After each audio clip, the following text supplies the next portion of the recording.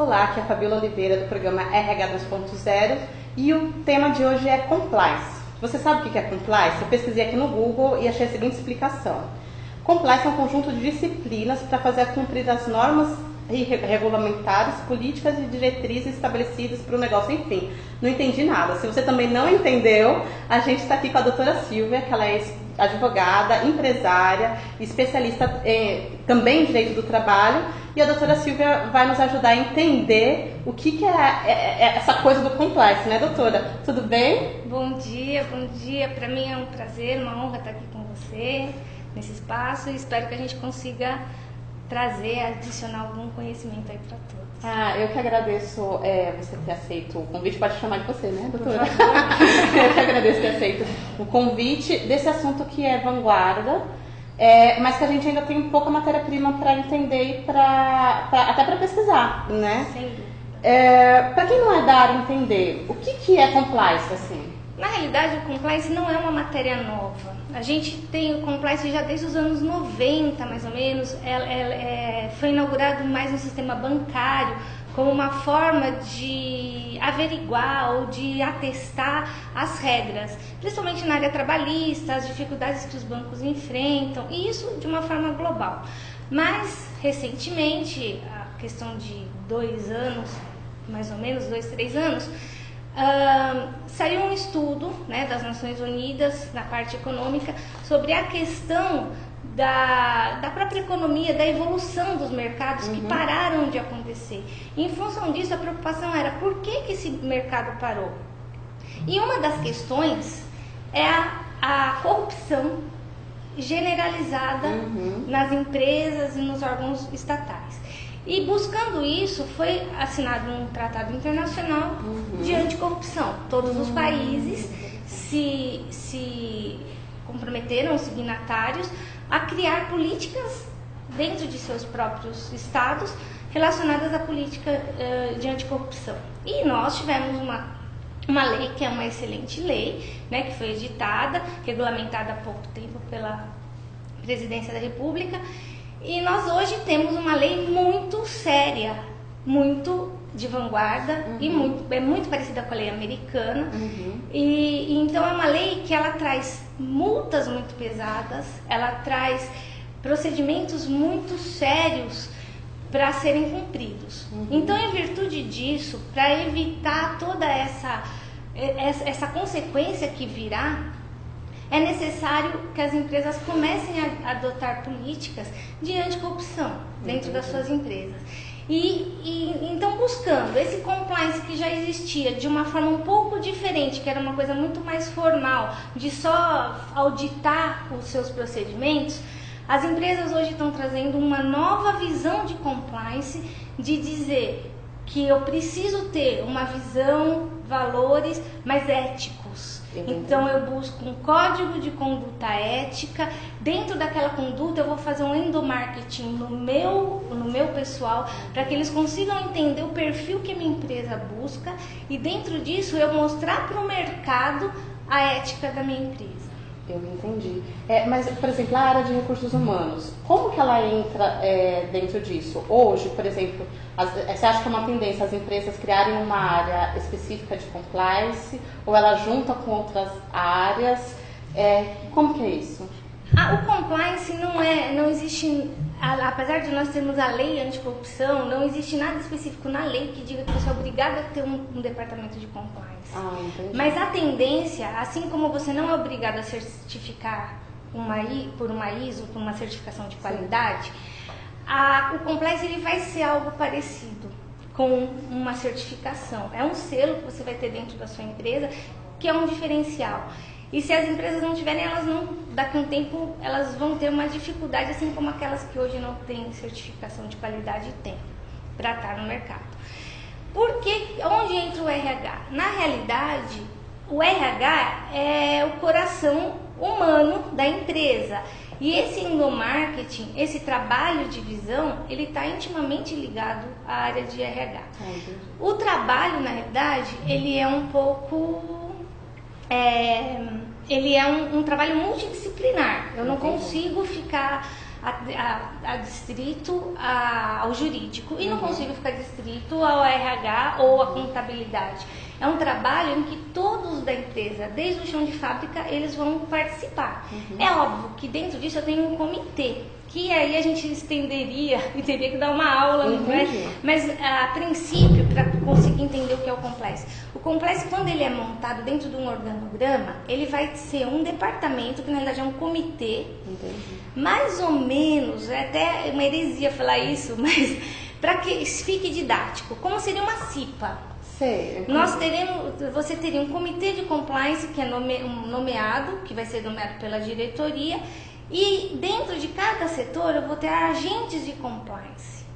Então, aonde que o RH vai ser muito importante é que o jurídico vai estar montando as regras, o jurídico vai estar montando toda essa sistematização, mas a execução disso vai depender do RH. No treinamento, no próprio tete a tete com o empregado, na cobrança da postura que é necessária dentro de toda essa nova filosofia. Então, eu entendo que o RH é essencial para trabalhar com o jurídico, porque o jurídico não tem a formação e não tem a necessidade da empatia que o RH já tem dentro da empresa e a transição entre os departamentos, né, as relações humanas efetivamente. Então, sem dúvida, o RH vai ser essencial, inclusive um membro dentro do comitê. Eu imagino, por exemplo, para identificar dentro da empresa qual vai ser o agente, precisa avaliar aspectos comportamentais, aspectos humanos, então é uma parceria, né? O RH precisa ser parceiro. Então, deixa eu ver se eu entendi. A empresa ela não é obrigada a ter compliance, mas se ela quer mostrar para o mercado que ela é uma empresa transparente, ela precisa já começar a se adequar a essa lei. É isso? Sem dúvida, sem dúvida. Na realidade, não a empresa, assim como governança corporativa é um bom exemplo. A empresa não é obrigada a ter uma governança, mas a empresa que tem governança, ela consegue patamares maiores. E quando a gente diz em compliance aqui, não é simplesmente para fazer cumprir uma lei. É óbvio, se você conseguir cumprir todos os requisitos que a lei exige, você vai ter que ter um compliance. E para que você não tenha problema com a lei. Mas é muito mais que isso. A ideia é que isso vai trazer o benefício para sua empresa. Você vai estar minimizando problemas trabalhistas, porque você vai ter um controle efetivo de sua jornada, você vai ter um controle efetivo do clima organizacional da sua empresa. Você vai ter um ganho com relação a eventuais problemas comerciais que você, de repente, a empresa não conhece, com relação a propina, com relação a favores, que às vezes não é necessariamente propina, porque muitas vezes as empresas elas se focam no departamento de compras, né, e fazem aquele trabalho de auditoria, mas às vezes o problema não está ali, às vezes o problema está no chão de fábrica, está ali o engenheiro que tem amizade com o dono da empresa e arruma e cava um problema. A gente vê isso no dia a dia acontecendo, isso foge das mãos muitas vezes de uma auditoria. Com o compliance, essas coisas elas acabam, porque existem critérios que você pode colocar dentro do código de ética, por exemplo, receber presentes. Normalmente isso é bem restrito, os tipos de brindes que podem ser recebidos, os tipos de jantares ou de almoço de negócios que você pode ter com o seu parceiro, com o seu colaborador. Então, em virtude disso tudo, é uma regra que vai ser, é óbvio que isso vai variar de empresa para empresa, isso é o perfil que a empresa entende, mas a bem da verdade, todas essas ações, elas vão reverter a favor da empresa, no sentido de ter transparência, no sentido de ter efetivamente todo o seu processo na mão. E eu acho que isso é mais importante até do que simplesmente fazer o cumprimento de uma lei. E a gente já vê a tendência, principalmente lá fora, de empresas que elas só querem contratar quem tem isso. Olha que interessante, né? Hein? Então, por exemplo, eu vou dar um exemplo da Embraer, que é um case que eu participo de perto. A Embraer ela tem uma dificuldade muito grande hoje, por exemplo, para exportar para os Estados Unidos. Então, ela tem um export, que é uma Export Control, que é um setor que o compliance determina até a nacionalidade das pessoas que vão participar do processo. Por quê? Em função da questão do terrorismo, em função de toda essa questão que se enfrenta nos Estados Unidos, os compradores da cadeia da Embraer, eles exigem que dentro do compliance deles tenha esse tipo de informação. Então, se ela não tiver um compliance, ela não vende, simplesmente. Por isso que a gente se preocupa, é uma coisa nova, mas que nós sabemos que a tendência mundial é que todas as empresas que queiram crescer, que queiram ter uma governança, que queiram se projetar, elas vão precisar do compliance. Sim, entendi. E eu estou aprendendo sobre compliance com a doutora, a gente já conversou, né, tomando um café aqui nesse espaço, inclusive, sobre compliance, mas enquanto eu estou aprendendo, eu sei que a doutora já está trabalhando com isso e já está participando de processos de implantação de compliance nos seus clientes, né? Qual que você acha que é o principal desafio? Eu, empresa, hoje quero implantar compliance. Qual que é a primeira coisa que eu preciso me atentar? Eu acho que o maior desafio que as empresas vão enfrentar com o compliance é a efetividade. É você conseguir fazer o seu colaborador perceber da importância daquilo, porque não pode ser encarado como mais uma regra, mais uma certificação, mais um processo. Isso não pode. Então eu acho que aí é fundamental o trabalho do RH, que é essa questão do treinamento, de conseguir mostrar para todos os colaboradores, para toda a empresa, aquela necessidade de mudança de postura efetiva. Eu acredito que essa vai ser a maior dificuldade, porque se a gente pode dar um exemplo, nós temos compliance na Petrobras. Então, quer dizer, a efetividade é muito importante, porque eu posso criar uma regra linda dentro de um dever ser, né, que é um mundo que não é real, e a minha realidade ser outra. Então eu acho que o maior desafio quando uma empresa começa um sistema é entender isso. Que ela não vai simplesmente fazer o papel, ela tem que incorporar a ética dentro da sua empresa. Essa é a primeira questão. A segunda é a escolha, como você falou, dos agentes, das pessoas que vão estar do seu lado. Porque esses agentes são pessoas que têm que ter incorporado isso. E em terceiro, que também não menos importante, é que a sistemática que for montada tem que ser factível. Eu não posso criar uma estrutura altamente complexa que seja linda, mas que ela não vai ter efetividade. Às vezes eu tenho uma empresa com 20, 30 empregados que eu não vou precisar ter um sistema como eu teria numa empresa de 200. Então, o compliance, ele não existe nenhuma regra, e eu acho que esse é um ponto que as empresas têm que analisar na hora de contratar os consultores, que não existe uma regra específica, dizer ela deve ser assim ou deve ser assado. Você vai montar a sua realidade, assim como a empresa monta um regulamento interno que diz que a sua lei ou as suas normas, o compliance vai ser alguma coisa mais ou menos parecida. A diferença é que o regulamento interno eu tenho projetado apenas aos meus empregados. No código de conduta e no código de ética, vai depender dos termos, essa projeção ela vai além muros. É para os empregados, mas eu tenho uma projeção junto a terceiros, que são meus fornecedores, meus clientes, a sociedade civil em geral. Então isso é uma coisa, a gente percebe que é uma vanguarda e eu acho que é uma coisa muito legal. Mas eu tenho que tomar cuidado com relação a isso. Na hora de uma empresa contratar um consultor, ter e pedir, exigir do consultor essa realidade, a realidade da minha empresa. Porque às vezes, né, hoje a gente já tem vários cursos de compliance, o pessoal que está chegando nisso chega com uma visão ou com uma experiência de uma grande empresa, de uma multinacional, e o que nós precisamos é fazer essa adequação, porque eu já percebi, né, em algumas questões que eu participei, da dificuldade da empresa conseguir primeiro entender e da empresa conseguir implantar, porque se trouxe um modelo muito complexo e não é necessário. Se você tem uma empresa pequena, você vai conseguir adequar, mas o importante é você conseguir ter essa visão e mostrar para o seu cliente, mostrar para o seu fornecedor que você tem essa seriedade e entende que isso é uma evolução. Entendi.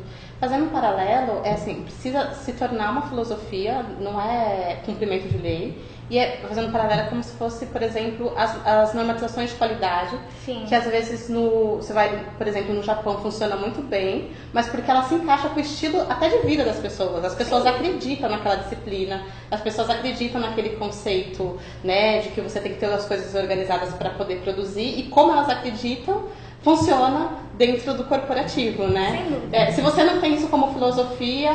Mas eu acho, Fabiola, que nós estamos num momento perfeito para que isso aconteça, né? Nós estamos aí com toda essa virada, com toda essa transformação social que a gente está vendo. Então eu acho que se a gente conseguir extrair de todas as pessoas essa força, essa garra que a gente está vendo nas ruas, das pessoas acreditando no futuro melhor, acreditando que pode fazer a diferença, e essa é a verdadeira diferença. Além de a gente poder ir para a rua e expor o nosso sentimento ou o nosso posicionamento, começa dentro da empresa, dentro da nossa família, dentro de casa, aquilo de você mostrar para o seu filho que ele tem sim que fazer a lição, que ele não pode ir lá no Google e só copiar e colar, né? Então eu acho que isso é ética, é a ética que a gente precisa trazer para a nossa vida. Infelizmente, por muitos anos nós fomos o país do jeitinho, né? A lei de Gerson. Nossa, a lei de Gerson. Isso causa muito desconforto. E o que a gente percebe, eu tenho mais de 20 anos de experiência na área empresarial e eu já vivi muitas situações, muitas. Então eu vejo, às vezes, empresas excelentes que não conseguiam ter oportunidade por serem honestas. Eu vivenciei isso. Então, assim, de perder uma licitação, ou de não conseguir entrar numa grande empresa, porque ela não tinha ninguém lá dentro para colocar, porque não tinha o contato YX, enfim, e a pessoa estagnar e ter um sistema, uma qualidade excelente. Então, eu acredito que com toda essa estrutura e essa sistematização, as garantias até de isonomia, de forças iguais, elas vão acontecer entre as empresas, porque você deixa de parâmetros que são escusos serem utilizados na admissão, na contratação e assim por diante. Assim, quando eu tive o primeiro contato com compliance, eu me apaixonei, né? A primeira vez que eu tive esse contato, eu até fui por conta de uma necessidade de um cliente, participar de uma palestra, porque a gente tinha que fazer essa implantação. E eu fiquei assim, maravilhada. Falei, gente, isso é muito lindo, porque é o que o mundo precisa. E o que é mais interessante é que a gente vê isso acontecendo no mundo. É uma revolução mundial. Não é só no Brasil. Não, entendi. Quer dizer, esse tratado internacional que foi assinado há poucos anos, ele realmente trouxe essa inovação dessa visão dos estados de dizer para as empresas, olha, a corrupção não está só dentro do poder público, também está dentro do privado. E você está deixando o dinheiro sair pelo ralo porque você não está se cuidando, você não está se autoavaliando ou analisando o que está acontecendo dentro da sua empresa. E realmente, tem grandes empresas onde tem grandes negociatas. E que isso com o compliance vai terminar? A gente espera que sim. Mas se não conseguir ser eliminado, com certeza 99,9% você vai conseguir diminuir. Então isso eu acho que assim, é uma coisa nova, que vai alguns anos ainda para que comece a dissimular.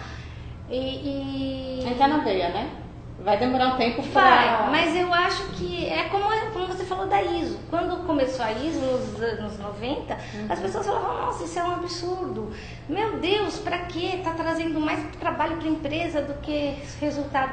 E hoje tem empresas que não conseguem. Se ela tirar a ISO, ela não consegue funcionar, porque o processo está ali, a necessidade. Então eu acredito que o compliance vai ser alguma coisa parecida. Agora, é óbvio que aqueles que saírem na frente, principalmente os profissionais que se interessarem por isso e conseguirem entender toda a sistemática e a filosofia, acima de tudo, vão ter sucesso, vão ter êxito, porque vai ter bastante trabalho. Ai, que legal. E para quem tem dúvida, quer saber mais, como que pode entrar em contato contigo, com o escritório? Então, nós estamos na Rua Xavier de Toledo, 183, sala 41, um telefone Santo André, porque o vídeo vai pro mundo. Santo André, e nosso telefone é 11 4436 7493. Nós somos um escritório de advocacia jurídica especializado na área empresarial e já há algum tempo temos uma especialidade em recursos humanos e em todas as políticas, em desenvolvimento de políticas, e dentro das políticas a gente agora está com o compliance. Então, tá ótimo. Doutora, dá um abraço, muito grata pela disponibilidade de falar esse tema tão legal. Bacana, e precisando, a gente está à disposição. Pode deixar. Bom, tenho certeza que o assunto foi útil e que muitas pessoas vão começar a refletir sobre o processo de implantação do compliance dentro das empresas. Tchau, tchau, até mais.